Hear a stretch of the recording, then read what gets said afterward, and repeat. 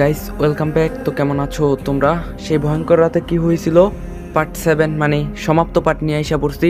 তো বেশি কথা না কয়ে আজকের ভিডিও শুরু করা যাক। বেশ কিছু দূর যাওয়ার পরে জঙ্গলের মধ্যে হঠাৎ করেই নাফসি রাফিকে জড়িয়ে ধরে আর কিস করতে থাকে, যেটার জন্য রাফি কোনোভাবেই প্রস্তুত ছিল না। কিন্তু এখন আর কি করার, রাফিও নাফসিকে সায় দেয়। বেশ কিছুক্ষণ কিস করার পরে রাফি বলে ওঠে, জান আমরা কোথায় যাচ্ছি? আমার খুব ভয় লাগতাছে। তখন নাফসি বলল, আরে পাগল চিন্তা করিও না, আমি থাকতে তোমার কিসের ভয়? হ্যাঁ, এই জঙ্গলের ভিতর আমার একটি বাড়ি আছে। রাফি বলল মানে? নাফসি বলল, যখন আমি সমস্যায় পড়ি তখন সবার হাত থেকে নিজেকে রক্ষা করার জন্য এই বাড়িতে চলে আসি। আমি ছাড়া কেউ জানে না এই বাড়ির কথা। রাফি বলল, তাই? কিন্তু এখন তো আমি জানবো। নাফসি বলল, হ্যাঁ তুমি জানবে, তুমি তো আমার স্বামী, তোমাকে তো জানতেই হবে। এছাড়াও বাহিরে থাকা দুজনের পক্ষে অসম্ভব, বাহিরে থাকলে তোমার ভাই খুঁজে বের করবে। রাফি বলল, ও আচ্ছা চলো এখন। এরপরে দুজনে গল্প করতে করতে সেই স্থানে চলে আসে, কিন্তু রাফি কোনো ঘর বাড়ি খুঁজে পায় না। তাই আবার জিজ্ঞাসা করে, নাফসি কই তোমার বাড়ি? এটা তো নিস্তব্ধ স্থান।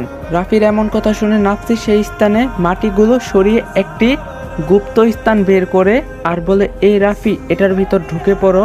রাফি বলল, আরে এটা তো গর্ত, এখানে কেন ঢুকবো? হ্যাঁ। নাফসি বলল, এটার ভিতরেই আছে আমার গুপ্ত স্থান, বেশি কথা না বলে ভিতরে ঢুকে পড়ো তো।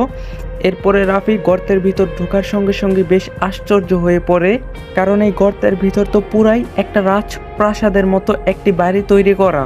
তখন রাফি বলল, আরে এটা বাড়ি নাকি রাজপ্রাসাদ? মাটির নিচে কিভাবে এমন বাড়ি তৈরি করলে? হ্যাঁ। নাফসি বলল, পরে শুনিও, আমার শরীরটা ভীষণ ক্লান্ত, আমি এখন একটু ঘুমাবো, তুমিও ঘুমিয়ে পড়ো। রাফি বলল, আচ্ছা আমরা এখানে খাবো কি? খাওয়া দাওয়ার কি কোনো ব্যবস্থা আছে? হ্যাঁ। তখন নাফসি বলল, প্লিজ রাফি এই সম্পর্কে পড়া কথা বলি, এখন একটু ঘুমাও। রাফি বলল, ঠিক আছে যান।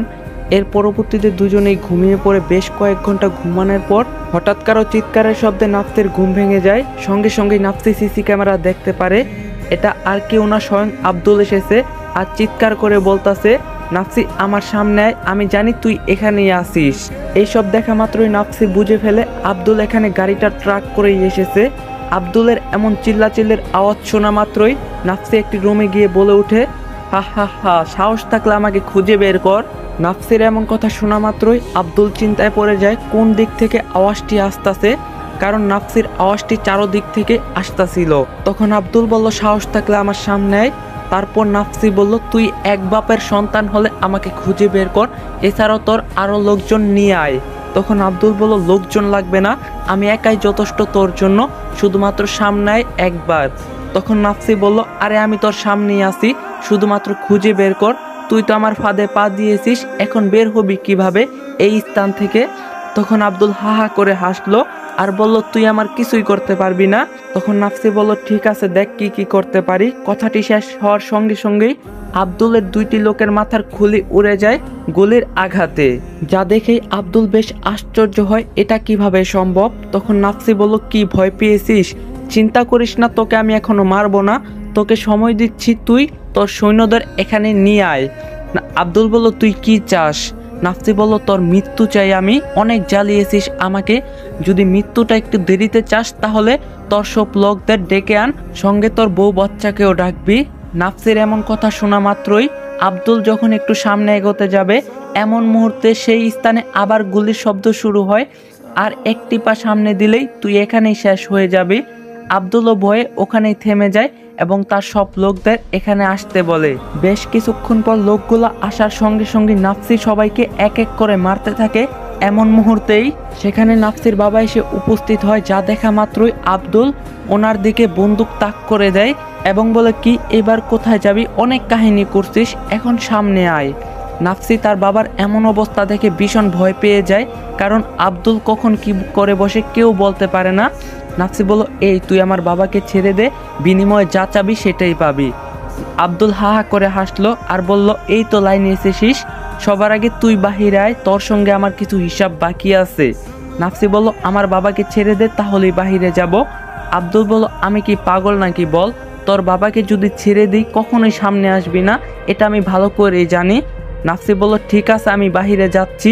কথাটি বলেই নাফসি যেই না বাহিরে আসতে যাবে, এমন মুহূর্তে ওর বাবা বলে ওঠে, মারে তুই আসবি না, আমার মৃত্যু হলে হবে, তবু এখানে আসবি না, এই শয়তানটাকে তুই শেষ করেই আসবি। নাফসি বলে কিন্তু বাবা তোমার কিছু হলে আমি কাকে নিয়ে বাঁচবো বলো, আমি আর কয়দিনই বাঁচবো বল। নাফসি বলল আচ্ছা বাবা তোমাকে একটা প্রশ্ন করি, তুমি এখানে কিভাবে আসলা? নাফসির বাবা বলল তুই আমার মেয়ে, তুই কোথায় থাকবি বা কোথায় থাকবি না এটা আমি ভালো করেই জানি, আমি প্রথম থেকে জানি তুই এখানে থাকিস। নাফসি বলল ও কিন্তু তুমি এখানে একা আসলা কেন, আমাদের লোকজনরা কোথায়? নাফসির বাবা বলল ওরা সবাই আমাদের স্থানীয় আছে, আমি কি জানতাম এই শয়তানটা এখানে আছে, যদি জানতাম তাহলে অবশ্যই সবাইকে নিয়ে আসতাম। নাফসি বলল ঠিক আছে বাবা, আমি বাহিরে আসতাছি, আমি তোমাকে কিছু হতে দিব না। নাফসির বাবা বলল আমার কসম তুই বাহিরে আসবি না, তুই এই শয়তানটাকে মেরে ফেলবি, মেরে ফেলেই বাহিরে আসবি, এটা আমার প্রতিজ্ঞা। নাফসি বলল বাবা তুমি এমন করে বলিও না, আমি তোমার কিছু হতে দিব না। নাফসি এবং ওর বাবার এমন কথা শোনার পরে আব্দুল বলে দেখ তোদের নাটক দেখার মতো টাইম আমার হাতে নেই, এই জন্য বলতাছি যদি বাহিরে আসিস তাহলে তোর বাবাকে ছেড়ে দিব, আর যদি না আসিস এখানেই শেষ করে দিব। আব্দুলের এমন হুমকি শোনার পরও কোনোভাবেই নাফসি বাহিরে আসলো না। তখন আব্দুল ওর বাবার পায়ে একটি গুলি করে আর বলে এখনো সময় আছে বাহিরে আয়, না হলে মাথার খুলি উড়িয়ে দিব। বাবার এমন করুণ অবস্থা দেখে যেই না নাফসি বাহিরে আসতে যাবে ঠিক তখনই রাফি বলে ওঠে জান এখন আমাদের বাহিরে যাওয়া যাবে না, এখন যদি বাহিরে যাই তাহলে ভাইয়া তোমাকে সহ তোমার বাবাকে হত্যা করবে, এর থেকে ভালো হয় আমরা ঠান্ডা মাথায় কিছু উপায় ভাবতে হবে। নাফসি বলল কি করব এখন বলো? রাফি বলল আব্দুল যখন তোমার বাবাকে গুলি করছে তুমিও বলে দাও আব্দুল তুই আমার বাবাকে যা ইচ্ছা কর, কিন্তু তোকে আমি মেরেই ফেলবো, এতে আব্দুল তোমার বাবাকে নিয়ে এই স্থান থেকে পালিয়ে যাবে। নাফসি বলল বাহ সুন্দর একটা আইডিয়া দিয়েছো। এরপরে নাফসি বলে আব্দুল তুই আমার বাবাকে যা খুশি করতে পারিস, উনি আমার নিজের বাবা নয়, কিন্তু আমি তোকে শেষ করেই ছাড়বো, দরকার হলে দুজনকেই শেষ করে দিব এখানে। নাফসির কথায় আব্দুলের বুকটা কেমন জানি কম্পন দিয়ে উঠলো। তারপর আব্দুল বলল তাহলে ঠিক আছে গুলি চালাও আমার উপর, দেখি তোর কত বড় সাহস। কথাটি শোনা মাত্রই নাফসি তাদের চারপাশে গুলি করতেছিল, তখন আব্দুল ভেবে নেয় নাফসি সত্যিই গুলি করবে, এর জন্য ওর বাবাকে ব্যাকআপ হিসাবে ব্যবহার করে এবং সেই স্থান থেকে মুহূর্তে গায়েব হয়ে যায়। আব্দুলের এমন কাহিনী দেখে নাফসি মনে মনে ভাবতাছিল আরে বোকা আমি তো এটাই চাইছিলাম। এরপরে সবাই চলে যাওয়া মাত্রই নাফসি ও রাফি সেই স্থানটি ত্যাগ করে, আর ওই দিকে নাফসির এমন কাহিনী দেখে আব্দুল বেশ রাগান্বিত হয়, বুঝতে পারছিল না কি করবে, তবুও মাথাটি ঠান্ডা রেখে বাসায় চলে আসে। তো বাসায় ঢোকার সঙ্গে সঙ্গে একটি ধাক্কা খায়, কারণ নাফসি এবং রাফি দুজনেই বাসায়। এটা দেখে আব্দুল নিজেকে কন্ট্রোল করতে পারে না, সোজা নাফসির কাছে গিয়ে যেই না কিছু করতে যাবে এমন মুহূর্তেই আব্দুলের বউ ঈশিতা চলে আসে সেখানে আর বলে দেখো না তোমার ভাই এবং বোন দুজনে হানিমুনে না গিয়ে সোজা বাসায় চলে এসেছে, ওদের নাকি ভালো লাগতাছিল না আমাদেরকে ছেড়ে যাওয়ার কারণে। আব্দুল বলল ওহ তাহলে এখন কি করবে? তখন ঈশিতা বলল রাফি বলতাছে আমাদেরকেও নাকি ওদের সঙ্গে যেতে হবে, তাহলে ওরা যাবে। আব্দুল বলল আরে না আমাদের যাওয়া হবে না, কত কাজ আছে আমাদের, ওদের পাঠাইয়া দাও, যদি আরও টাকা লাগে সমস্যা নেই আমি দিব। আব্দুলের এমন কথা শোনা মাত্রই নাফসি বলে ওঠে ভাইয়া তোমার জুতায় কিসের রক্ত লেগে আছে, দেখে তো মনে হচ্ছে মানুষের রক্ত। কথাটি শোনা মাত্রই আব্দুল রুমালটি বের করে পায়ের রক্ত মুছতে লাগে।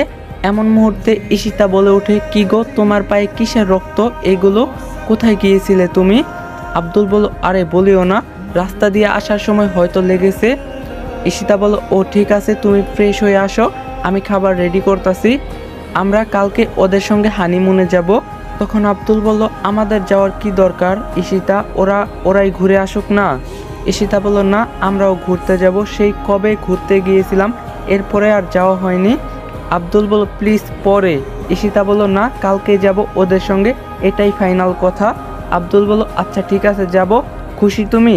হ্যাঁ আমি খুশি। এরপরে যখন রাত হয় তখন নাফসি চুপি সরে পুরো বাড়িতে ওর বাবাকে খুঁজতে লাগে, কারণ আব্দুল এই বাড়িতে তার বাবাকে কোনো এক স্থানে লুকিয়ে রেখেছে। তো এক এক করে সব রুম খোঁজার পর হঠাৎ কেউ একজন নাফসির মাথায় একটি লাঠি দিয়ে আঘাত করে মুহূর্তেই নাফসির জ্ঞান হারিয়ে যায়। কিছুক্ষণ পর জ্ঞান আসার পরে নাফসি হঠাৎ পিছনে তাকিয়ে দেখে আরে এটা তো ঈশিতা। ঠিক তখনই ঈশিতা বলে ওঠে তোকে আজ মেরেই ফেলবো, তোকে আমি বোনের মতো ভাবতাম, আর তুই আমার সন্তানকে চুরি করতে এসেছিস। হ্যাঁ, নাফসি বলল, আপু বিশ্বাস করো আমি চোর না, আমি তো এখানে এসেছি। ঈশিতা বলল, চুপ, আর একটা কথাও বলবি না। আমার স্বামী আমাকে সব কিছুই খুলে বলছে, তুই এখানে কেন এসেছিস। ঈশিতা বলল, আব্দুল তোমাকে সব মিথ্যা বলছে। ঈশিতা বলল, এই তোর এত বড় সাহস, আমার স্বামীর নাম ধরে কথা বলিস। তখন নাফসি বলল, আপু তোমার স্বামী একজন সন্ত্রাসী, যে হাজার হাজার মানুষকে পৃথিবী থেকে সরিয়ে দিয়েছে। এছাড়াও তোমার যে সন্তানটি আছে সেই সন্তানটি তোমার না, ওই সন্তানটি হলো আমার।